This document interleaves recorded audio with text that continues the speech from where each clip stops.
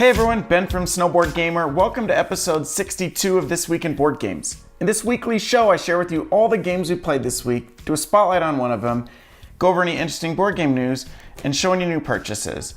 This week, I'm spotlighting the game Scythe. This is one of my favorite games.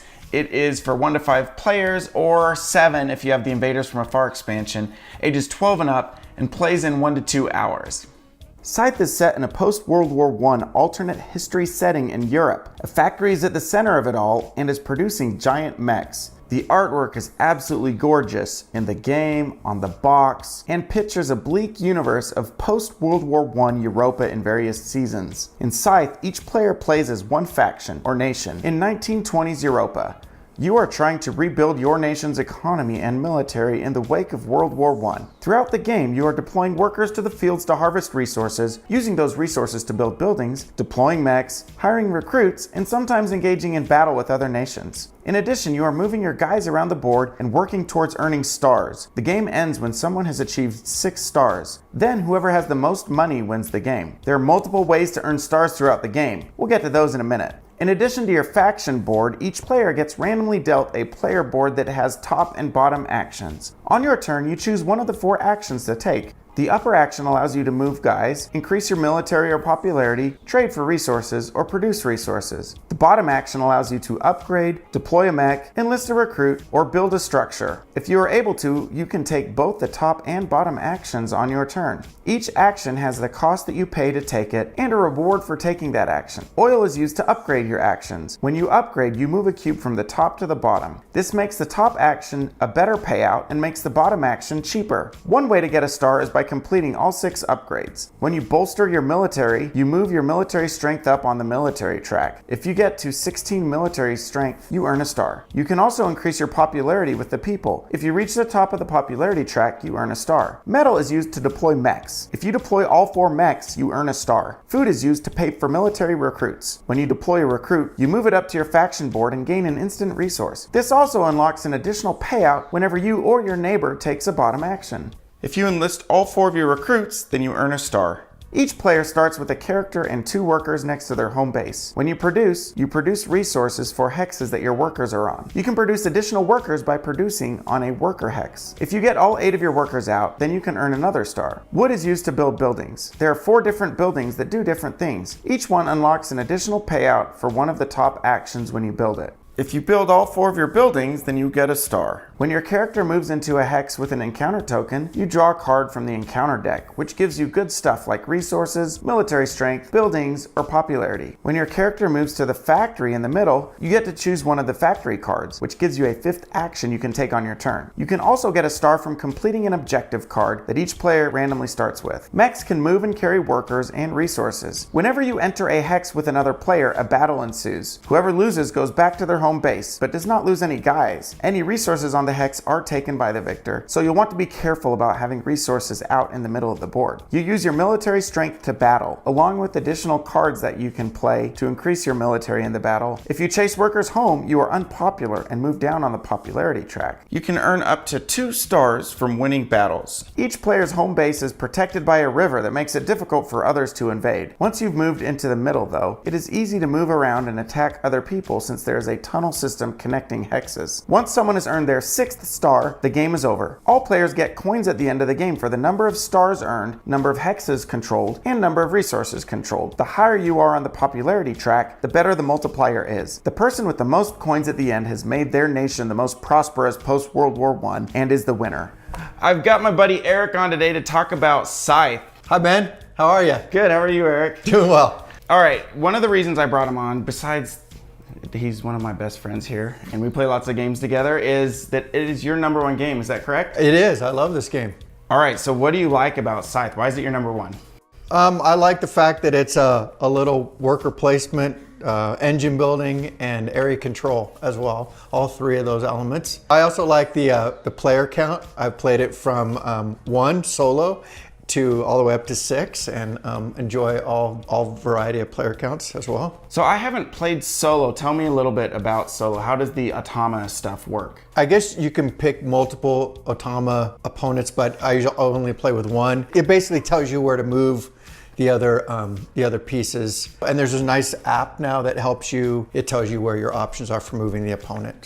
So it's basically like a simulated AI kind of thing. Yeah. So are you still working towards the 6 stars in it? Yes. So what is the end condition of solo then versus, because in the regular one, it's whoever has the most coins wins. Are you just going for a high score? Same thing. It's the same criteria for picking the winner. All right, so you mentioned worker placement and area control and economic engine building. When I first heard that this game had all 3 of those concepts, I wondered how well it would work.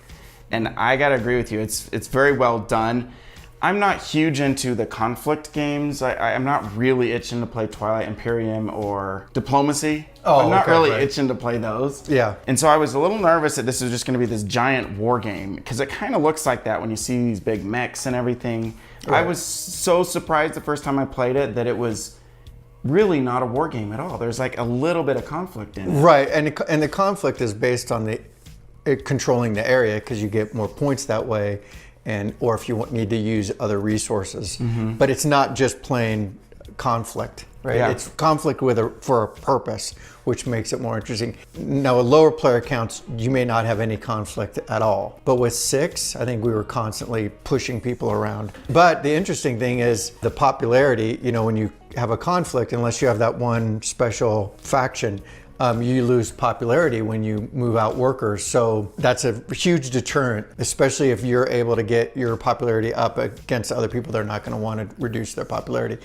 even though it may be easy for them to defeat you. I think that's a huge aspect of the game, because popularity, if you can get to the 2nd or the 3rd tier, the multipliers just get so much better, and that's how you can really get a ton of coins at the end of the game. Right. That's where these encounters become very interesting too, because they have the 3 choices. The popular choice, because it usually increases your popularity. Then the middle choice is kind of middle of the road, and then the last one is, most of them you lose popularity. You gain a lot of resources, but you lose popularity. So I think that adds to the whole dynamic of popularity. Speaking of the encounter cards, I love the humor they've injected into this. You think this is just a very serious economic war type game, and the cards that you draw, the encounter cards, they're hilarious. Yeah, they're pretty funny. They can be. Yeah. Pretty funny. Let's talk about these player boards here for a minute, the economic side of things, because I think this is really 80% of the game, I would say, is how you manage your little card. Right, yep, exactly. All the boards have the same, it's not like any of them have unique abilities here or whatever you're trying to do, but the way that they're lined up, paired together at the top and the bottom, and then where you're located on the map, where you have your starting ones, and how this fits into what resources you can get, that pretty much defines what you have to do as a strategy. So when you play the game, do you try to, because I've heard that to really be good at this game, you need to focus on maybe 2 of these, the criteria that get you the stars when it comes to this board. I've always tried to be balanced. I find that I try and, like you, be more balanced, and I try and do too much, and every time I end the game, I'm like, man, I should have just done these 2 things or these 3 things. I feel like you're right, that just focusing on a few, you're gonna focus on military or popularity, or maybe popularity and all of your upgrades. And then you can throw in a random objective or maybe win 1 battle to get another star. But yeah, kind of focusing on a few, I feel like is the way to go. Yeah. What's your favorite faction? I don't know that I have one. I like them all for different reasons, and I like to play a variety of them all to try to figure out the best way to use your faction with your player, whatever, I don't remember what player board. Player board. Cool. Well, thanks for coming on, Arik. This has been fun. Yep, it has.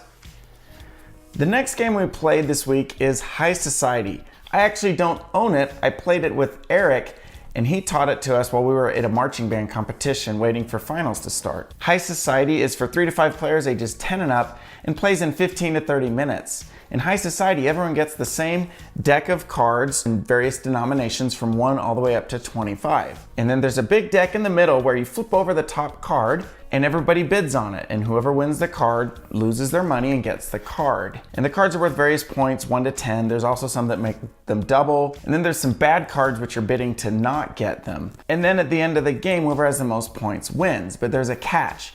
Whoever spent all their money is out of the game and doesn't win. So that makes it interesting. You can't just buy everything that you want. You have to try and outbid the other people, but don't spend all your money and still get the most points, and then don't get stuck with the negative ones. It's a fun little game. I enjoyed it. The next game I played is Teeny Epic Galaxies. Arik and Liz taught us this. It is for 1 to 5 players ages 14 and up and plays in 30 to 60 minutes. Tiny Epic Galaxies is part of a whole series. There's a ton of these games. I haven't played a lot of them.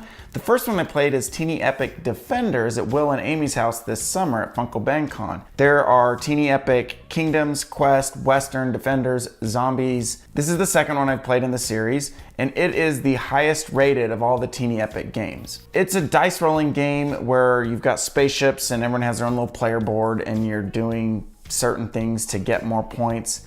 It was a quick little game, but had a lot of strategy in it for such a small box game. I enjoyed it. The next game we played is Welcome to ...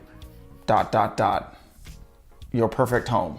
I'm not sure what to exactly call this game. I guess just Welcome to. Welcome to is for 1 to 100 players, ages 10 and up, and plays in 25 minutes. This is what they call a roll and write game.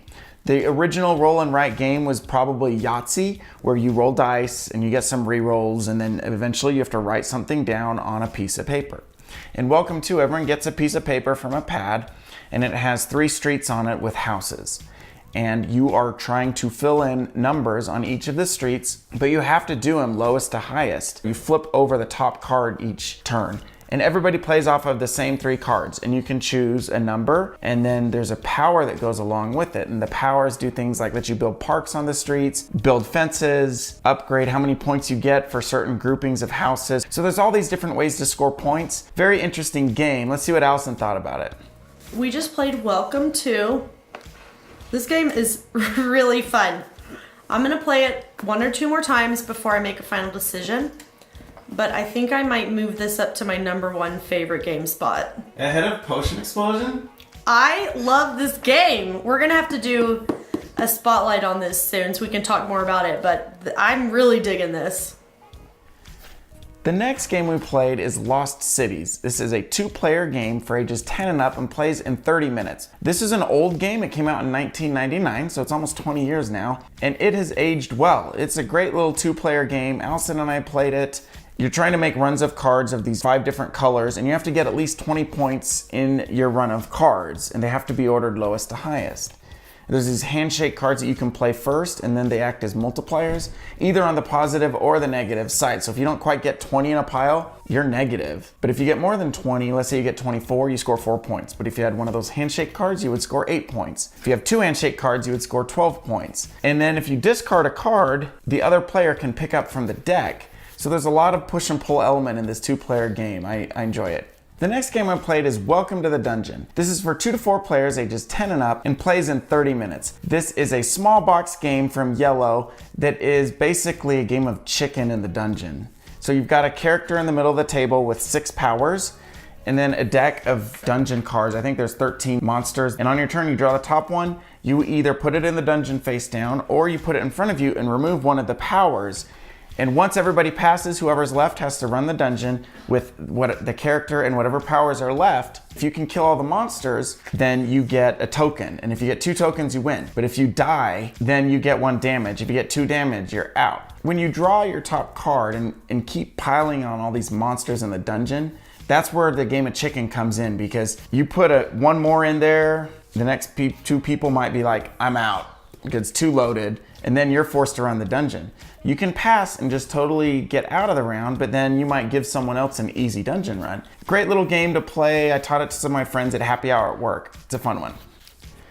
The next game I played is Jaipur, and I played Jaipur with one of my friends at work. We played it on our lunch break. It's a 2-player card game about trading, and you're playing off of a common deck of cards that you trade. You got these camels that you can trade with. You want to hear more about that? Go check out the spotlight that I did in episode 58. The next game we played is The Mind. We keep playing this game. It's 2 to 4 players, ages 8 and up, plays in 15 minutes. Very easy to get to the table. Also played this at a happy hour for work. You're playing cards lowest to highest in the middle of the table, but you don't know what cards everyone else has. It's cooperative. You're playing against the game. You want to hear more about The Mind? Go check out the spotlight I did in episode 50. Before we get on to the news and any new purchases, we took the family to the Colorado UCLA game and had a lot of fun there. We are waiting for the bus, about to head to our first Colorado Buffs football game.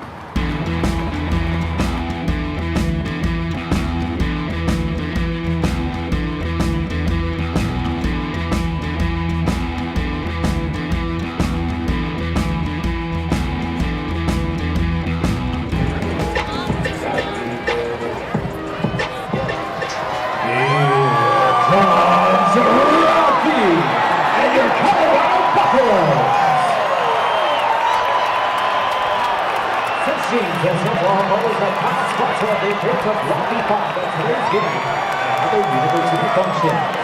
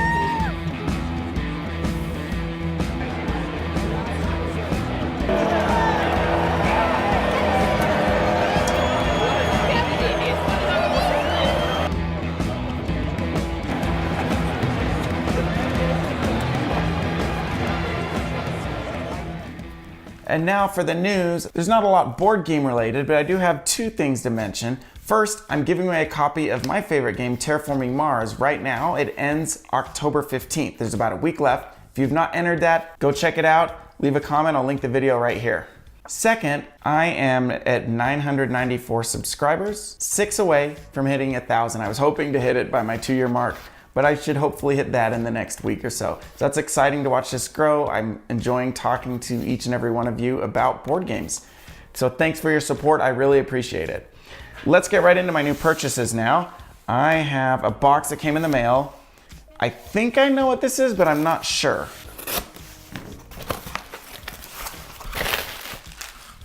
Ah, all right.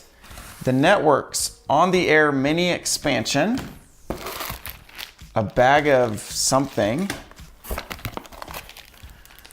The Networks More Executives, network cards, and the Networks Executive expansion. So this is the expansion to the game, The Networks, the Executives. Wow, this is a heavy expansion. The Networks is a game about running a TV network and trying to slot shows in certain times, get actors and run ads. It's a really fun one. I haven't talked a lot about it because we haven't played it in a while, but we're definitely gonna pull it out now that we got this expansion.